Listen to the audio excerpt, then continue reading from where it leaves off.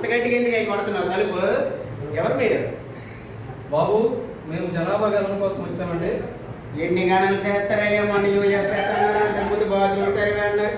ఎన్ని చేస్తారయ్యా మీరు? మరి గవర్నమెంట్ వారు ఇప్పుడు ముఖ్యంగా ఈ జనాభా గణన అనేది సేకరించడంలో ఆ విధి నిర్వహణలో భాగంగా మమ్మల్ని మీ ఇంటి వరకు పంపించడం జరిగిందండి. దీనివల్ల ఏంటి ఉపయోగం ఏంటి? జనాభా గణన అండి. ఉపయోగం అంటారేంటి? జనాభా గణన ద్వారా మా ఎంత పెన్షన్ పోదు కదా? పెన్షన్లు ఎందుకు పోతాయండి? ఈ జనాభా గణన ద్వారా పెన్షన్లు పోతే అందులో జనాభా గణన అనేది జరగదు.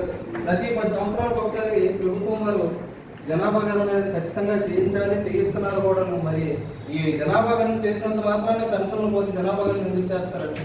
ఇప్పుడు విషయాలు వివరాలు ఏంటి కావాలి? వివరాలు మీ ఇంట్లో ఎంతమంది ఉంటున్నారండి? ఎంతమంది ఏంటంటే నాకేం తెలియదు. నేను కొద్దిగా బిజీగా ఉన్నాం. తర్వాత ఎప్పుడో రండి. తర్వాత అంటే ఎప్పుడు మా రమ్మంటారు? ఖాళీ ఉన్నప్పుడు చెప్తాం. వెళ్ళండి అయ్యా, పనులు ఉన్నాయి మాకు. ఎప్పుడు రమ్మంటారు అనేసి చెప్తే దాని ప్రకారం మేము మా షెడ్యూల్ కోసం మా షెడ్యూల్ కూడా మేము కొంచెం చూసుకొని వస్తామండి. మా ఆయన అడిగి చెప్తాను. 10 నిమిషం పక్కన మీరు ఎవరో జనాభా లెక్కలకు వచ్చారట.